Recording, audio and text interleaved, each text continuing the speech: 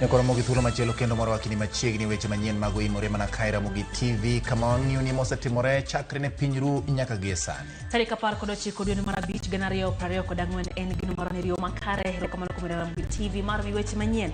Waikore yo makare mar nyisi mag motucho koreo kod mago mag siasa ka bende koro liet mar siasa medore alwora mar God Kenya. Bati chal ka gima got sienyore.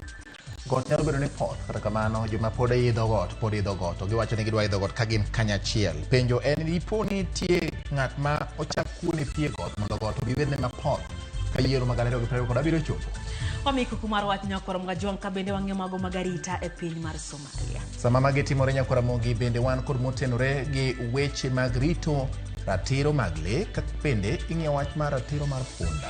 Bende weche mag pacho omenda mano geto medo suru e pacho kae medo kilo liet ka bende wagoyo mbaka gi moko kuom johala gi jopiny giduto gi ng'ur kotenre gi weche go mag meto mag suru bende wami ler mar wach ne chenro mar imore. Bang' bedo kaka jotelo e lig mar piny Ingeresa kawuono ni Nyakoromogi koro yangore ni Manchester City ema obedo jaloch e lig no ka lig ma pacho ka bedo Gor Mahia kogalo ema koro sebo ni kuno. Chak gi mago mamnyopek. We will not allow our son to go through that at all. Hatutaruhusu. Madharau yoyote kwa Rigathi Gachagua ni madharau ya mlima. Jotelo ma masawa mar Kenya osiemo jatend piny Kenya William Ruto ni owek jwang'o jolupne Rigathi Gachagua e chenro mag sirikal. Odwa kelo betri gini matiyo gi solar sego. To once no kethore spare onge gigo dhi bedo damp. Kembe mag betri kod mag modhi ogolo ywak ni paro mar chik mar omenda ma higani dhinyo sekta go nikech osuru ma igeto juoge i mwandu magiloso. Anota makata nyuol noa e chunya nikech ka ng'amako ich adwa dhi nyuol idwa tera much kaya idwa law koda sa. Joma kwang'o yiegi onge donga de kata tho gi e kore kata kapok achopo mondo law koda sa. Jopiny gweng' masikri mantiere Suba North e kaunti ma Homa Bay ne giachiedh nade bang' pi muonyo lalo matudogi gi gwenge moko.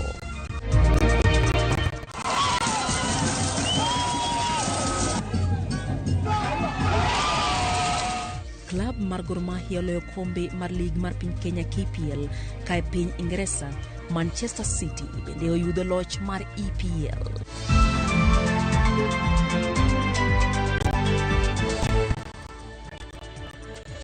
Jaloko marwa en Liz Otieno. Nyakoromogi Ajwang' machiegni bet thuolo mar goyo kod mbaka lai mar ote machuok en ariadika ochelo ka bende inyalo goyo kod mbaka Facebook hacha Ramogi TV KE kachiel gi Ramogi TV Kenya e mbui mar YouTube. Machiegni nyinga Lydia Okeyo.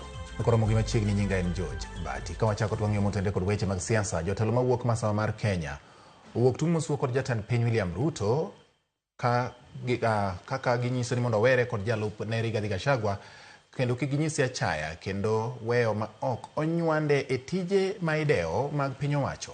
Jotelo mane ni alame kanisa more kaunti Manyeri okoni apisi ma jatend piny okosenyiso luor ne apis jalupne karodoko ni jalupne osebedo kasiro tije mag piny owacho. Nyakoromogi Walter Nyambaga ne oluwo wachni kendo koro miwa ripoti omechalo gima. En alama ni chiemb chuny dirore marom kod weche mag siasa e kinde alama ne obage kanisa mar Katholik ma en Darasa e kaunti Manyeri. Ka ema jotelo mawuok masawa mar piny Kenya omake amen kod apisi mar jatend piny William Ruto ni ok osemiyo luor apisi mar jalupne Rigathi Gachagua. We will not allow our son to go through that at all. Hatutaruhusu. He will not be taken through that. Hakupewa kiti na mtu, alingangania. Na hicho kiti kura tulizozipiga ndizo zilimpa deputy president. And he is not a deputy president by default. Ni mpango wetu na yeye ndiye ameshikilia mlima. So, ningetaka nitangaze nikiwa hapa kwa kanisa. Madharau yoyote kwa Rigathi Gachagua ni madharau ya mlima. Kweli uongo? Kudhihakiwa ni mlima unadhihakiwa. Kweli uongo? As many as of that opinion say aye. Jod bura mane oyore alamno okonegi seneno kit kaka jalup jatend piny Rigathi Gachagua imiyo bath pap e tije kod romo mag sirikal mochuno ka iweye moko tielne kata tich e lwete kendo tijego imiyo jok moko none matimo. Ranyisi en mar jatend migawo mar apaya kod wuodhe Kipchumba Murkomen kod ogai mar Azimio Raila Odinga mane oromo ne jatend piny libamba ma Uganda Yoweri Kaguta Museveni kendo kowe tok tieko limbe mare. Na ni makosa sana tukifika mwaka moja na nusu alafu tunaona dalili ya watu wengine wanataka kutuletea vita katika mlima. Jod burago obedo gele kage wacho ni Rigathi osetiyo matek ne William Ruto item kete tenge to mano biro miyo geng'wano piendegi oko e sirikal mar William Ruto. Si appointment kama ya waziri, yeye alichaguliwa alongside the President of the Republic of Kenya. And what we are saying, an elected deputy president. Sio mtu wa kurushia maneno. So the deputy president of the Republic of Kenya was elected alongside the president. Bangda labiro kapoko ne twang' law jalup jatend piny Rigathi Gachagua kata umbe koloso kaka pile. Rigathi owuon kane golo twak bang' lal to ne okuoyo pi mang'ich e wechego kendo nego taya e siasa mantiere kinde kod jatende William Ruto. Hii mambo maneno mingi imeongewa hapa ya siasa. I will say nothing. The reason being, Rigathi Gachagua, deputy president, is a man of few words. And if you have followed my politics in the last 10 months, I talk less and do more. Kata kamano, jawache loka jot ma jatend piny Hussein Mohamed mafungore ni awayo jogore gi lak e kind jatend piny William Ruto kod jalup ne Rigathi Gachagua. About the deputy president and the president, to my knowledge, there is no issue, Chef. And of course, the deputy president's office is an office with all the capabilities and competencies. If you want to ask any question or find out anything about the deputy president, they have all the capabilities and you can find whatever information you need there. Walter Nyambaga, Ramogi TV. Mago mag siasa kuom jotelo mag UDA masiro jatend piny Kenya William Ruto osejowete gi masawa mar piny Kenya ama osepo siasa e alwora mar God Kenya. Jotelo wacho ni siasa masani gidore masawa mar Kenya en mar pogo ganda kendo nyalo medo hinyo dongruok mar piny Kenya. Bende giwacho ni jotelo ma masawa owek mieno jatend Kenya chilo e wi lokruok mar siasa ma masawa. Ne giloso e gwenge ma Kisii kod Baringo. Na nikumbushe viongozi wa mlima ya kwamba mkikutana msiwe tu lawama kwa rais. Niwakumbushe naibu wa rais anatoka mlima Kenya. Majority leader anatoka mlima Kenya. Waziri wa treasury anatoka mlima Kenya. Waziri wa maji anatoka kwa mlima. Waziri wa shamba anatoka kwa mlima. Nyinyi Chief Justice wa Jamhuri ya Kenya anatoka mlima Kenya. Majority leader anatoka mlima Kenya. Nyinyi mkikutana munaenda kulaumu rais. Endeni muitane mkutano na hao viongozi wote muwaeleze shida gani munataka wawafanyie. You control the government, you control the country. You actually own half of this government. You have no reason to complain.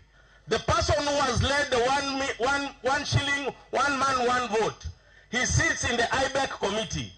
Kindly you can go and bring those issues in the IBEC committee and solve it at that particular level. With this one, I want to call upon the President.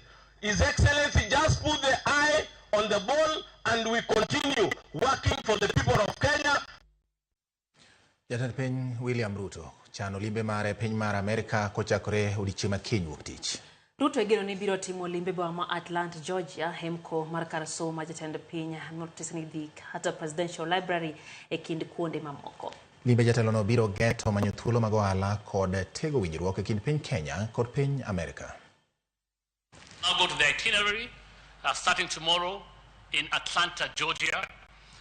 President Ruto's visit will commence there. He'll visit Carter Presidential Library and Museum to emphasize the two countries' shared commitment to governance, democratic values, and anti-corruption efforts.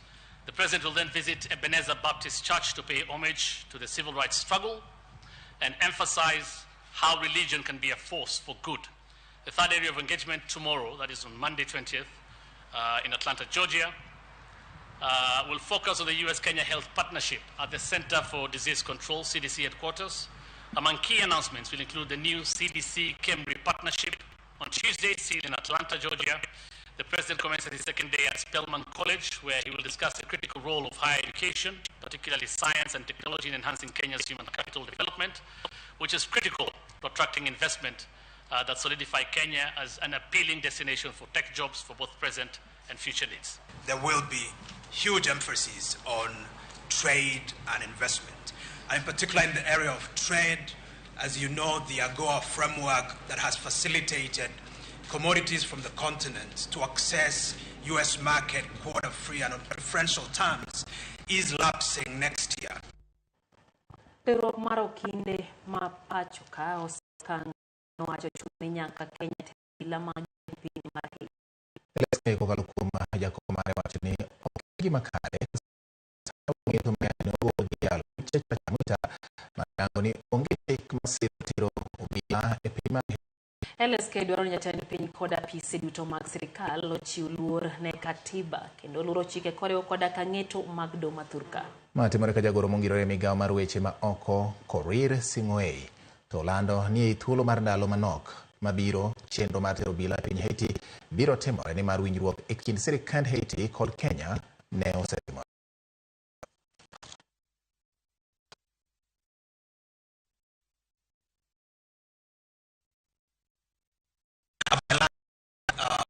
Reciprocal agreement was entered into between Kenya and Haiti, which facilitates Kenya to be able to deploy.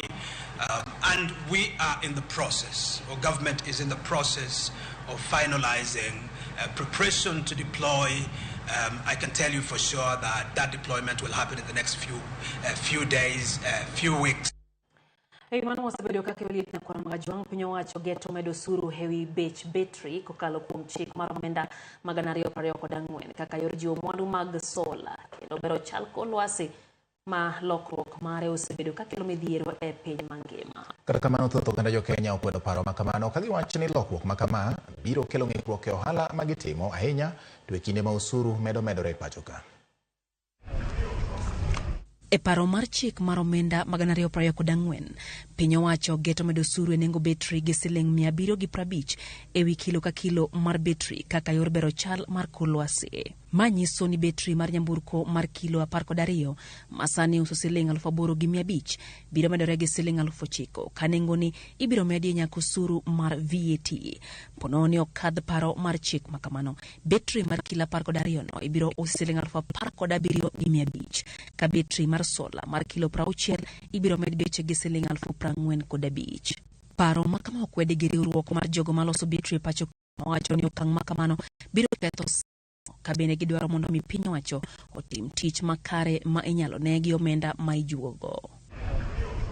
Osuru go bende geto kelo lokruok e bech mwandu mamoko machalo kaka masinde mag chwalo duol kata microphone, speaker, rawinji kata earphones, ATMs, omenda tile ndigni kod nyamburko kaachiel gi mono moko kama oting'o diapers ma inapo godo nyithindo ka otese boyo mwandu bende ibiro med bechgi. Moko kuom jopiny ywak ni okang' makama biro ketho alwora kaluwore ni pono ni sola go kethore gin gigo ma iwito kendo onge kaka inyalo losgi gino ma giwacho ni biro kelo midhiero ne oganda. Moko kidwa kelo gimoro nyaka ibed ni spare magino is available nikech seche ma ang' koro dwa kelo odwa kelo betri gini matiyo gi solas go to once no kethore spare onge gigo dhi bedo dump. Onego bed ni mag sola go bira to magi be dia koro wang'iyo go mos caspers mag pikipiki go biro. Johala e sekta mar jua kali kod loso geche ywak ni betri magi thoro tiyo gede chenro magi kalore ni tije yot. To kata kamano, chik manyien no biro kelo ng'ikruok e chenro magi.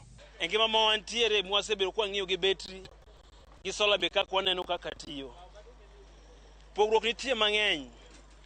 Nikech gari maringo tidhi chak idhi chaje mano ok en gari. Battery en gima wakawo to waketo to gari chache alternately. Wan gi alternator matiye gari. Mok wanyal ting'o gimoro wachak watero kaka mota. To wachak wadhi wachajo ni eka gari oringi. Mano ok nyal timore e ngima ma wantiere sani. Omiyo wan wakwayo. Ka battery omno mondo chaje oket malo. Ong'e gimoro machielo. Ka sirikal pok okelo option mar gimodwa golo, kik okele mondi, to nikech japiny mondo mi ong'e gimoro ok yot. Dhi kawe thuolo mondo mi odhi ong'e gima sirikal okelo manyieno. Miyo kapok okelo ma, to kuok okelnwa option niya, ka wagolo uwe diesel, to option mar solar ni ergo to beche bende en affordable koso dhi hinyo jofuko nikech already kaka gik moko sani gin. Japiny osehinyore. Kodhi nyime nyakoro mogi mana motende kod weche mag osuru ni kembe maloso modhi mag tedo golo ywak ewi paro mar chik mar omenda marigani kaluwore gi osuru makoro parono lieko ni biro medo ewi nengo mag modhi excess duty.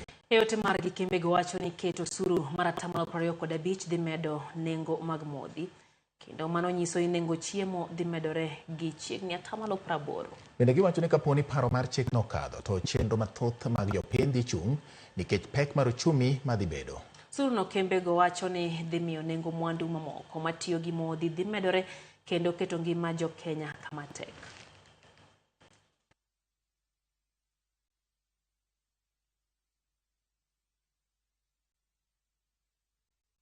Duol mochung' ne puodho yedhe kod kwiri e pacho ka Pharmacy and Poisons Board oyango achudhe ma osebedo kayago kuonde keno mag piny owacho. Bende duol noyango kwan ute thieth matiyo e tok chik kendo maonge kod lesen kaka chik dwaro. Kaka dito ng'uni lero no oboke ma ogol kod duol no kaachiel gi migawo mar thieth kata 150 mag yedhe ma ogol e sto mag sirikal ne oyudi e apedha manyo otim Otieno Kajiado. Oseyangore ni nitie achudhe makoro kwalo gige thieth kuonde keno mag piny owacho ahinya to e kaunti ma Kajiado kendo chwalo gi nyaka e ute thieth matiyo e tok chik kendo onge kod lesen mag tich. Mane oyang kod oboke ma ogol kod duol ma ochung' ne puodho yedhe pachoka Pharmacy and Poisons Board. E oboke no ilero ni e apedha ma gisebedo ka gitimo kod obila giseyango achudhe makwalo gige thieth e ute thieth mag piny owacho e kaunti ma Kajiado kendo mwandu gi ichwalo e ute thieth mag ji giwegi mathoth ne ok opuodhi kendo tiyo maonge lesen. E apedha ni katon 150 mag yedhe ne oyudi, ji 35 dhi ataro kod chik, ka ute thieth 50 olor kuom bedo ni gitiyo ataro mag chik kendo maonge lesen. 35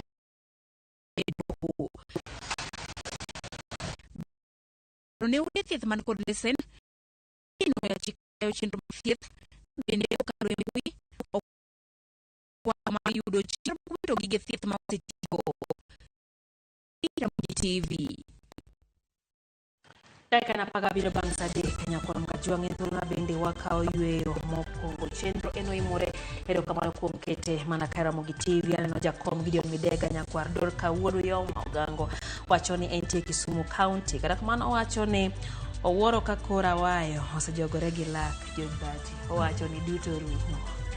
Mane gichako samoro nyalo bedo gi giko to mane gi giko samoro nyalo bedo maonge gi chakruok. Gano ka Pastor Collins Odindo wacho ni osecheck in kaka Pilenti Kayole e county ma Nairobi gi Minode Alili Nyar Kabondo wacho ni josiasa odhi amos ndalo podi sane gikony jogo mano ulo ketho gigegi kamoko onge kama winjo bed ni dakia eno ote mar Tabil Juma kantie Kindu Bay wacho no mora ahinya e chenro mar oimore gin kanyo gi Morin Tabil Gimoana wacho na mos ni bati wacho no mora hinya gi chenro ne neno bende ote mar Philip Omondi kantiere county ya Migori wacho kanyo ne entie kodwa kachiel gi ma watoto Evelyn gi Natasha kod Traini wacho ni gi kaumosa ero kavana hinya neno bende Mama Sonko Mikai Kiloki wacho ni osechope chenro wacho ni sane oketo wang' jowe gi wuon pargi Kevin Adada gineno oimore. Wachoni jo nyabera taginya to ka ote maga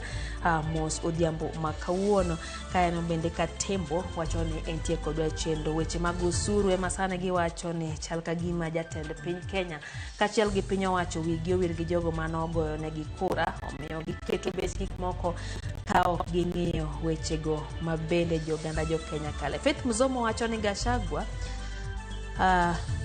wachoni en a man of few words sane. Kata kamano wachoni gik mosetiyo mang'eny to kare mage mondo ganda bendo nene. Wachoni mlima imeanza kuporomoka. Faith ntie Malindi. Kare poromoka ne moje bendo ya kijiji. Okay, Shemu to Soja wachoni omora ahinya kod kaka weche manyien wakelo.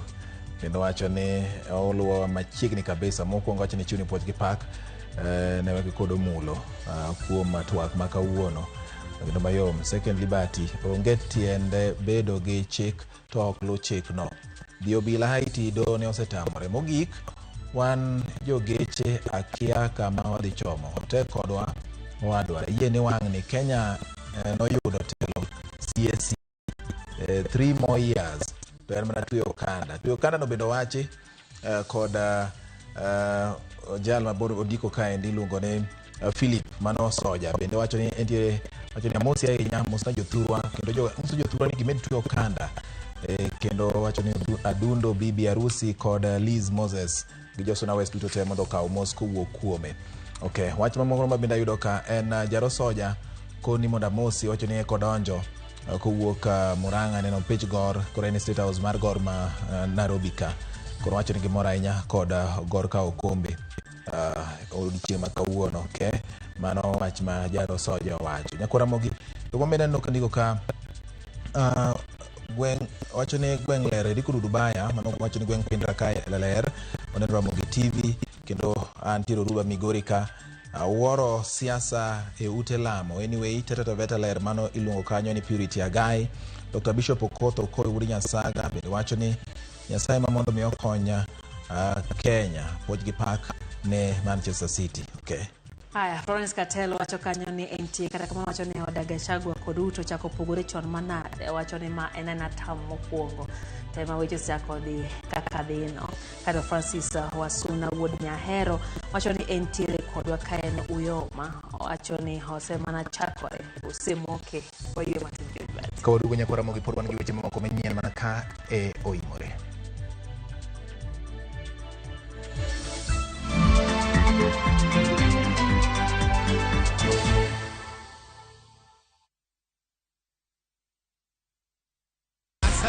Win big in seconds. Shabiki nikajaribu mara ya kwanza nikaeka shilingi 100. Kaliwa hiyo 100 nikasema nikakufa moyo. Hii mara ya 4 nikaeka shilingi 100. Kaona napanda yapanda ikafika 500,000. Nikamusisha msichana wangu mkubwa. Nikaniambia dadi toa hiyo usiache toa. Nikasema wacha tu niendelee tu kucheza. Ndio ikafika 1.4. Nimefurahi, yani hata nimeona ni Mungu tu. Kuna mali nilikuwa nimeshikika na school fees hivi. Alafu na mjengo wangu kidogo ambao nilikuwa nimeuanza. Avieta ni iko sawa kabisa. Iko chonjo. Avieta ya Shabiki.com inakupa the biggest multiplier in Kenya. Shinda up to 50,000 times your stake. Yani ukiweka stake ya 100 bob, ndege ipeperuke, unashinda 5 million within seconds. Not for persons under the age of 18. Shabiki.com is authorized and regulated by BCLB license number 359. I wish I could have soft and glowing skin. New Geisha Black Soap with activated charcoal to give you soft and glowing skin. New Geisha Black Soap and New Geisha Moringa.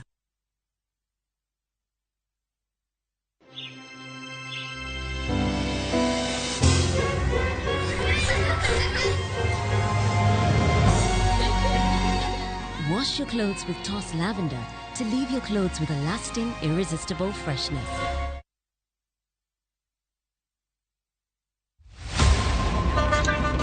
Tuanze kulipa kadi sasa. Na kadi ni cashless. Unasema tunaweka pale? Yako ile namba. Mimi niko na cash. Nisaidie hiyo do na namba yako ya simu. Na kusort. Ka in jawuoth mar matatu e safar machiegni kata mabor, non kendo yang ni chulo fare mari kokalo e yor mbui. Non ane ka yudo risit mari e simbi. Ka masira ojuki kendo idwaro ni ochuli gi kambi mar okumba, risit mari kata digital receipt e neno mari ma ibiro golo. Ka in wuon matatu, dwarore kokalo kuom okumba mari mondo ibed gi yore mag chudo kokalo e lony manyasani mondo matatu mari oyud okumba. Mambo ni digital. Tudri gi jal ma uso okumba mondo ing'e mathoth.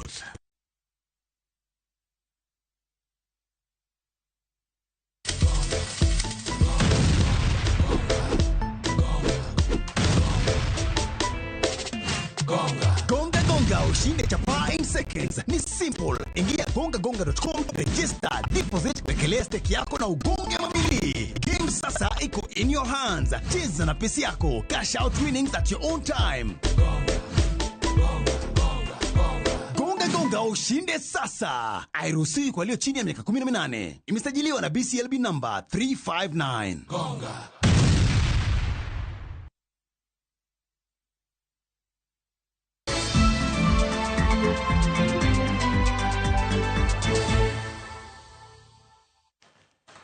Osuru nyakora mogi machini kendo bangu ke iwe wadhi nyime. Jaod bura ma Lego Usonga Samuel Atandi omedo keto sinani neno ni opog kar chung od bura mare ka koro kwayo jodak magweng'no mondo oser dwaro makamano kowacho ni kar chung od bura ma Lego Usonga lach kendo jopoge nyadiriyo mondo giyud omenda mathoth mag dongruok. Atandi bende onyiso dwaro mare mar manyo kom gavana ma Siaya yiero mar 2032 kowacho ni bedo jaod bura osetiege kendo okete okang' mar kelo dongruok e kaunti ma Siaya. Wadwa pogo constituency Lego nonego ni pogo morocha ne opoge. Adwa ni mondo poge wang'ni. Akiano winja ke kopoga Lego mwabedo constituency ariyo. To pesa ma UDC die biro diriyo. Saneno mo milion 150 wadhi dogo milion 300. Akiano winja mane lweny maduong' man go sani. Omi adwaro mondo uchung'i ng'e wiye. To en lweny midhi go e parliament. Idhi go e 2027 2032. Ket kanye ma jidhi lare constituencies. Kanye mudwaro nubedo MP mawiyo chiek. Udwaro ubedo MP mathuon. Mako loso to president rango piny. Akiano ng'e wachno. Omiyo adwa ni kura modhi go 2027 kura modhi yiero go ka Lego bedo constituency ariyo kata bedo gachiel. Jopiny gweng' ma Sikri e kar chung od bura ma Suba North e kaunti ma Homa Bay ywago midhiero mar wuoth. Masane gin go bang'o lalo mane gitiyo godo mar donje gweng'no pi imo kendo weyo gweng'no kaka chula. Jopuonjre bende ngimagi nitiere andaki ka koro migawo mar somo chano mar daro moko kuom jopuonjre ma ng'ado aorano ka itero e sikunde mamoko kaka jafwambo marwa Alia Beach leronwa. Gweng' ma Sikri mayudore Lambwe kar chur bura ma Suba North sani en chula kendo jogweng' winje matek kaluwore gi pek mar wuoth mar gweng'ni. Wang' pigni ma bende jogweng' ne ochako ni amuna ne opangie kite kinde machon kendo jogweng' ne tiyo kode ka gidhi e mieregi. Kata kamano sani chuno mondo giyore kata giti kod yie nikech sani koro lokore nam kendo pogo gweng' ma Sikri kod mano ma Ndhoro.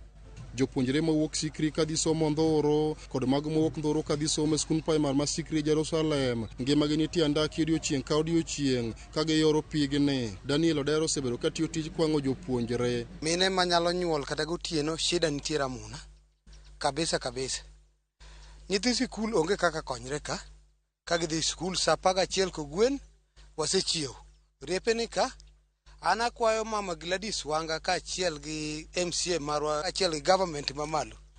Akwayo gi chunya achiel ni ka giyie to giriwre mondo gikonywa e yor amuna ni. Ok wane maber ahinya. Wachalo gima mbuchwa nodhi nono. An akwayo gi ng'one ke secondary onge Sikri mokwongo. Primary nitiere nyithindo madhi Ndhoro. Dispensary kata hospital moro amora onge Sikri. Chiro nyaka nyithindo jowa dhi Homa Bay. Pigni bende okano repe mathoth kendo miyo jopuonjre kaachiel kod jogweng' bedo kod kiondko. Odiochieng' alangara wuok oko kendo chiemo gi nyadhi moko dewo kata koko ma jopiny gone kendo ka osechiemo ma oyieng' to winjo koko mos kodhi buto e pi mana machiegni kama jopuonjre go eko luwo. Nyithi skule ma koro to gi mon be wan go kae madhi ohala taon Homa Bay. Koro ka giduogo iyudo ka samoro jogi bot moko matindo mwakalo go jiko onge.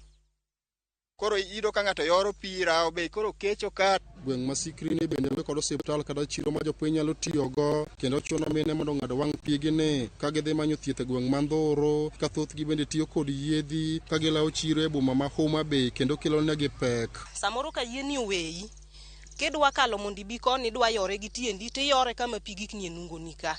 Samoro repe nika kata repe 4. Kaka idwa kale kind repe go chuno ni ang' rito yiene nyaka ang' joma kwang'egi ema duogo kocha. Sana kaka wan mine ma pod nyuol. An otama kata nyuol noa e chunya nikech ka ang' amako ich adwa dhi nyuol idwa tera much kaya idwa law koda sa. Joma kwang'o yiegi onge donga dhi kata thogi e kore kata kapok achopo mondo law koda sa. Adieri wasando kuneno ka kwasando wayoro pi ka achiel gi nyithindo madhi sikul. Nyithindo nyumore pi. Nyithindo yudo malaria. Ka nyathi obiro to atero osiptal. Ka nyathi obiro samoro nyathi ok dhi sikul.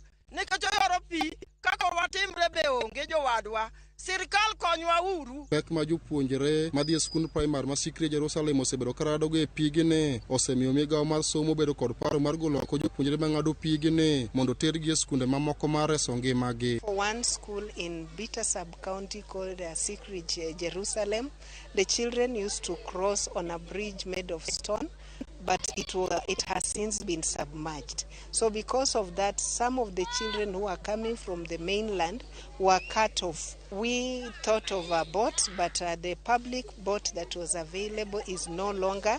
I think it is not in operation. If we shall not manage to get a boat for the children, then as a ministry we are planning to relocate these children to the schools in the mainland. Ma ok ywak mokwongo ma jopiny golo wachni ka kwayo margi ne jotelo mane giyiero kod sirikal mondo yie okonygi giwuogi e midhieroni. Ali Abich, Ramogi TV, Homa Bay.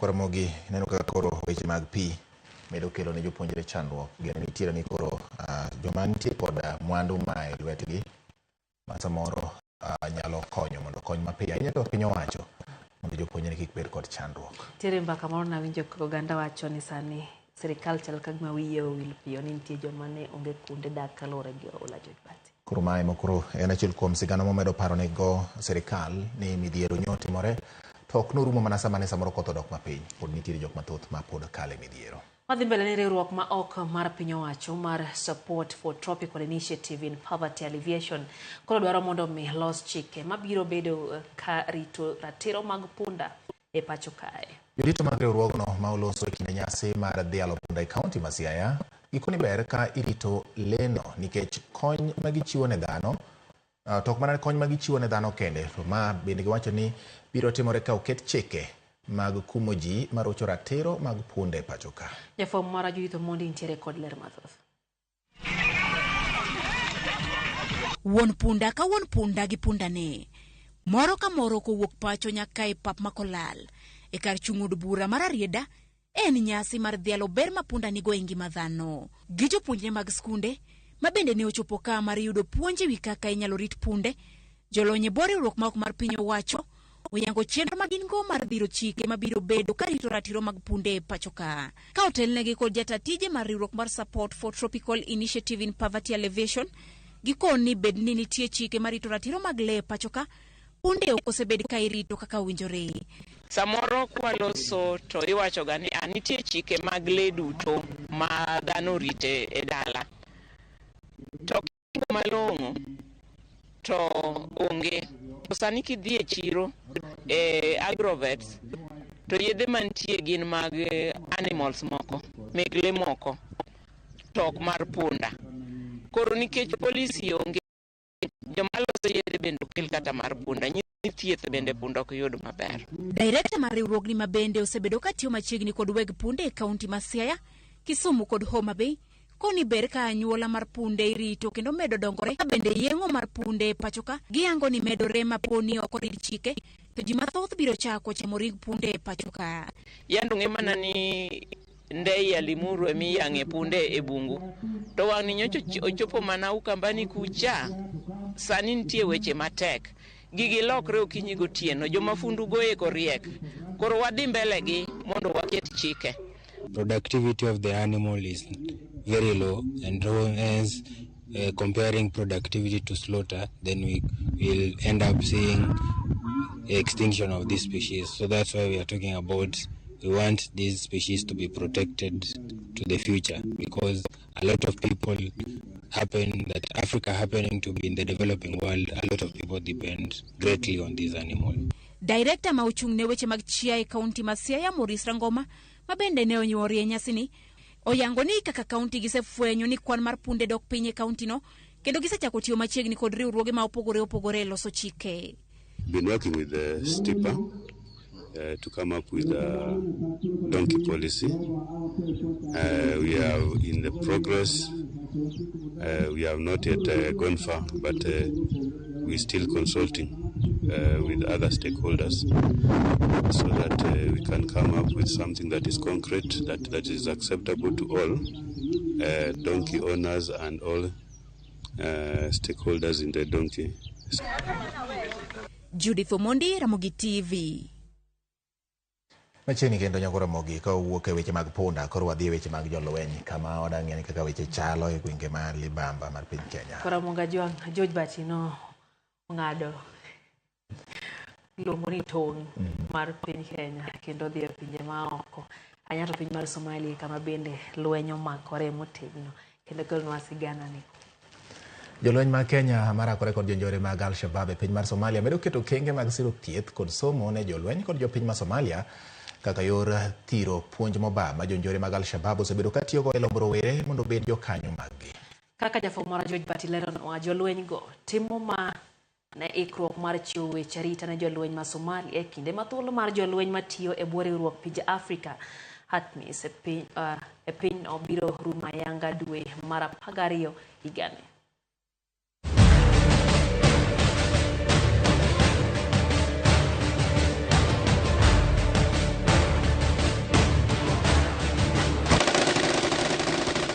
Alap mar lweny kama hinyruok nyalo make jalweny apoya nono bedo gi kama jal moyudo hinyruok nyalo yude thieth en gima ochuno. Eneno ni jolweny orakore kod jowasigu ka gionge kod luoro moro amora. E boma ma Dobli, ma en log tich mar jolweny mag piny Kenya marakore kod kweth mag Al-Shabaab e piny Somalia, kit od thieth manika yango malong'o ni jolweny mag KDF ne ok odhi mana Somalia mar kedo kod jonjore kende. Kata kamano, bende ne gidhi mar konyo e yor thieth ne jopiny Somalia ma tuoche obembo kendo This is a referral facility for KDF and ATMIS in Sector. We provide medical support for the forces operating in Sector 2. We also provide medical evacuation services and casualty evacuation services to the troops. Other than serving the service personnel, we provide medical services to the local community, and also we provide mentorship services to the local medics for capacity building. Kopogore kod bunde, jolweny Kenya manitie Somalia bende medo duoko geno ne jotuo malimo od thieth mantie kambi mar jolweny ma Dobli, kendo joma tuoche machando tamo wang' lakteche mayudore e pinyno, to osiptal mar jolweny no ema giyude resruok. We've done operations here. The most complex case I can say is there's a patient who was referred to us with a gunshot to the abdomen, and he came in as an emergency. We had to take him late in the evening and operate, and we are happy to report that that patient recuperated and he was discharged out. We also still have some who are still admitted in the hospital, and we are still managing them well. Hospitali hapa nakuja, mimi napata dawa mzuri, mimi napona sabani, mimi nauma, mimi naanguka chini, alafu nafunjuka mguu. Hospitali mimi nasaidia sana, naweka x-ray, mimi sahi anatembea mguu yangu. Hospitali iko sawa. Kaluwore ni pogruok e dhok ma iwacho nyalo kelo ne laktar pek e ng'eyo gima chando jatuo. Mondo ma obed mayot jolweny mag KDF bende ni kod joloko makelo yot e tudruok e kind jatuo kod laktar. For language barrier, we always have an interpreter. From KDF side, we have somebody who interprets for us so that we are able to take the history of the patient, so that we are able to examine the patient, and also to give instructions on treatment of the patient. So always, any station there is an interpreter to make sure that we get the correct information from the patient. Aliletwa hospitali msichana mdogo akafanyiwa operation, ya mdomo, na msichana wake amepona, anasema anashukuru,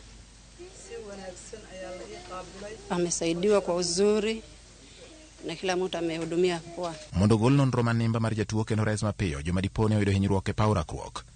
Nyamburko mar ambulance mating'o jotuo ni kod masinde mag thieth manyasani kendo mamenyo leche kod ondhudho, ka ei osiptal bende masinde nitie marito jotuo koting'o nyaka mag lak. To kendo eiye kanyo, masinde mayuak onjere nyiso ni kata mana joma ngimagi nitiere kinda kuru gasumbi ka ochopo ka to geno giduogo. Every day when we come here, we have our inpatients. We take care of the inpatient here. We also have our routine outpatient patients that we take care of our soldiers who are here in. Actually, my experience in Somalia as a female nurse has been so interesting. It's nice to serve these female, especially in this community. They also find a lot of joy when they come to the facility and they find female nurses to serve them. It gives them room to open up and we get more information from them as a female. Kakoro kinde mag jolweny matie bwo riwruok mar Afrika ma idendo ni ATMIS dhi karumo e piny Somalia. Jolweny mag Kenya oketo sinani e tiego e yor thieth jolweny lakteche mag piny Somalia mondo ka kinde obiro chopo e pinyno to jotuo kik dong' e lwet nono. My weak point was pharmacology, and I'm assisted to do pharmacology here by the pharmacist. I appreciate my colleagues like Abdelkader, who is also doing dental, because we are not having dental services in our community. It's not only that we are gaining these things just to stay at our place. We are also working for the community. For the medical purposes, they support us. They also support us and during the drought seasons, they distribute us foods. Also the supplementary nutrition programs. Na nawakilisha upande afya kwa hao askari wa Somalia. So nimekuja hapa kusoma mambo ya afya ili nijue zaidi na niweze kusaidia askari wangu huko kwa kambi ya SNA. Huko kwetu kwa kambi ya SNA hatuna hospitali ile structure, yani tuko na shida sana kwa hiyo mahali. Wagonjwa wangu kuna nini kidogo Manyata, mimi nilijenga mwenyewe najiwekea madawa za emergency. Kopogore kod chiwo lony mag thieth, jolweny mag piny Kenya bende chiwo sir mag thieth ne ute mag thieth makono kaka yoreno ni tuoche ma inyalo ked godo machon okedgo kapok onyoro jopiny manyalo chuno mondo oyud kodgi ka idhi kodgi nyaka e od thieth mar jolweny. E limbe marwa e od thieth mar Dobley General Hospital wayudo ka jolweny ochwalo yedhe kod mwandu mamoko, tim ma jatend kar od thiethno rwako gi lwete ariyo ka okoni ma dhi konyo oganda. ATMIS really the assistance for us, appreciated for them. The first they building for staff capacity for every year, and they provided of the treatment, supply for treatment and equipment. They do the assistance for us, the referral, and what's called a semi-patient to referral every Tuesday in the place of the level 2 as well level 1. We got a delivery 120 and CS per month, CS 12 to 15, and we have other antenatal care, other diagnosis like a UTI, eclampsia, preeclampsia. All we deal all the surface in the Dobley General Hospital for the maternity. Bang' fwenyo ni kweth mag jonjore mag Al-Shabab wuondo rowere mondo mi oriwre kodgi e yo mayot nikech thothgi ok osomo. Jolweny mag Kenya KDF bende oketo maino e neno ni rowere ma Somalia osomo. E sikul ma Wamo moting'o sikund primar kod sekondar, jolweny mag KDF osegero klese 4. Ranyisi mar chiwruok margi jiwo somo kendo riembo fuwo manyalo miyo tieng' masani kod mabiro donje timbe mag njore marocho kwe e piny mar Somalia. The school is integrated, both primary and secondary. School has 18 teachers. They built those 4 classes built by ATMIS. So ATMIS also assisted this school. ATMIS also provided some desks of this school. So we appreciate them at ATMIS because of their taking a role in this school. Those people who are living in Dobley, they are some of vulnerable students. There are some of the students who are, their parents are very poor. They cannot afford school fees. So they need to support those people because they are learning. Keto kenge mag kedo kod jowasigu duto e piny Somalia koting'o njore, fuwo kod tuoche yango mise ma jolweny mag Kenya matiyo e bwo ATMIS e piny Somalia medo keto e neno ni arita ma Somalia ongirore kata ka ben mogik biro ywak mondo giwuog e piny Somalia. Jogo luore ka gitengni geche moko ma ouma man ka ng'iyogi kawacho mane kare kaw ka wuoge. Ok aseneno wach moro marach nikech Nyasaye oseritowa to gimbende gisebedo ka ging'iyowa koni kod kocha. We have got quite a number of nurses, we've got very many teachers, casual workers.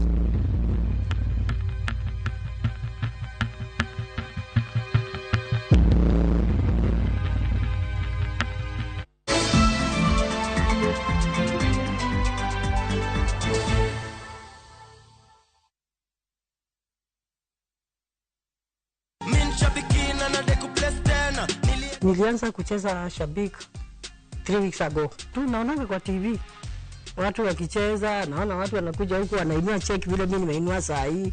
Nikasema mimi napenda kujaribu vitu. Na sikuwa najua kucheza. Nilingangana tu nika-download sijui nini na nikapata the link na nikaanza. Nikikosa pesa sometimes naambia Maisa, nitumie 50 bob. Aniza nizania nataka kuharibu. Naambia wewe nitumie 50 bob, ananitumia nacheza hivyo. Nilitumiwa message. Hiyo message si kuitilia maanani. Niko kwa nyumba tu, hata niko sijaenda kufungua duka. 11 ndio nilipigiwa simu. Ukue citizen by 8:30. Nikafikiria nitapata 6 million. Sikupata. So unajua huo unaenda unafikiria utapata ile kubwa. Lakini sikupata hiyo, lakini hata hii nimepata, nashukuru Mungu.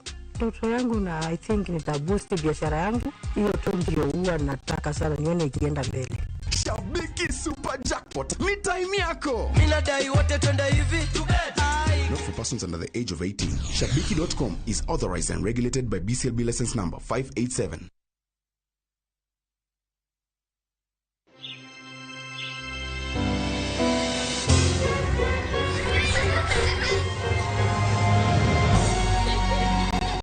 Wash your clothes with Toss Lavender to leave your clothes with a lasting, irresistible freshness. The recent floods have devastated communities across Kenya. Families have been left homeless and stranded, some forced to seek refuge in public primary schools with no food or shelter. Their lives turned upside down.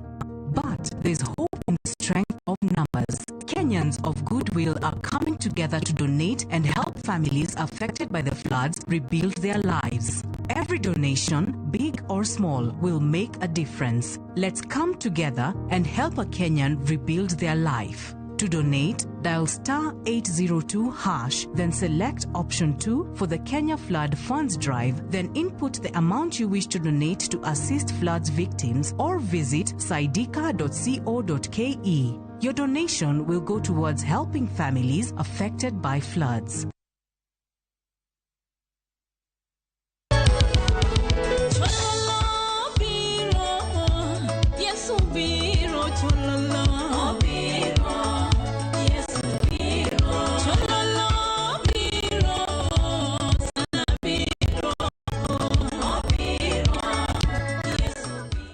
Dial *487*3# to get this song.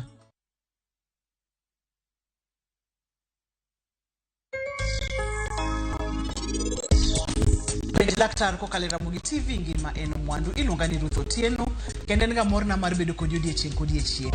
Onge gima rach ma en notimo kae. Mama doho bende noneno ni meher jaoda ni onge ketho mora mora.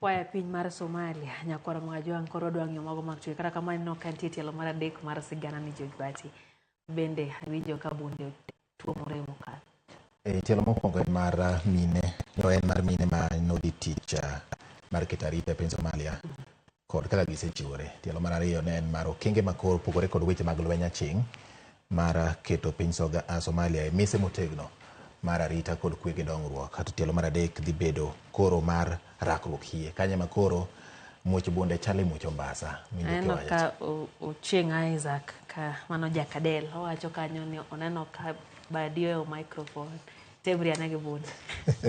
Tich makare Judith. Kamano Lydia.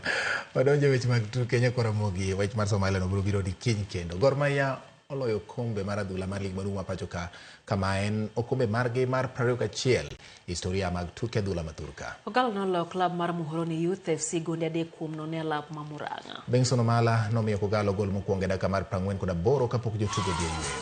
Boniface Omondi nomedo Gor Mahia gol mar 2 kapok Hosni Odhiambo tieko tich ne Kogalo bang' loyo gol mar 3. Loch mar Gor Mahia Kogalo ketogi nyaka points 67 kodong' tuke 3. Klab mar Tusker FC gi Police FC omako thuolo mar 2 gi 3 kaluwore. Gor Mahia biro ting'o kombe alap mar Raila Odinga Stadium tok tugo gi klab mar Talanta FC.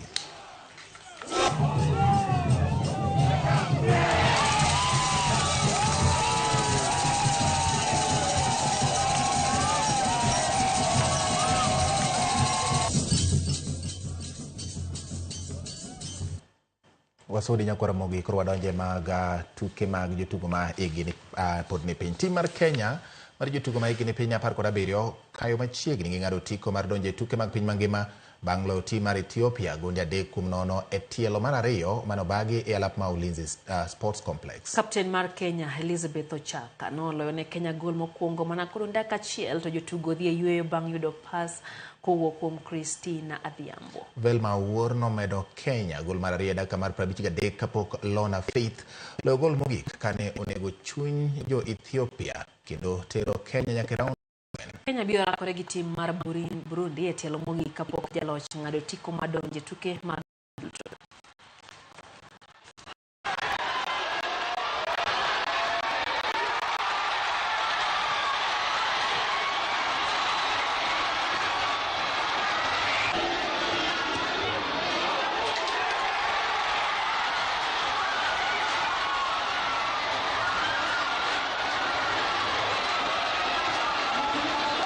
We went more on the offense.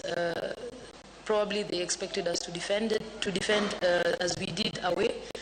But today we changed our tactics and made more offensive actions, and that has led to a great success for the team. Osuru Nyakaramogi, Victor Sila, ubereja loche tuke mag golf mag KCB East Africa Golf Tour. Bang' yudo points 43 e tuke manobagi alap mana kuru golf odichieng' manyoro. Sila mano bedo jaloch e kind jotugo duto noloyo jatugo wadgi Joseph Mwangi mano yudo points 40 kendo tieke thuolo mar 2 e tuke mano yuore gi jotugo 250. Jotugo mathoth ma oseyuoro e tukegi. Margaret Mutwasi nobedo jaloch e kidieny mar Wakeini bang' yudo points 39 tielo mar 9 mag tukego ibiro bagi alap mar Limuru Golf Club dwe manyien kapok finals obagi dwe mar 12 mar higani.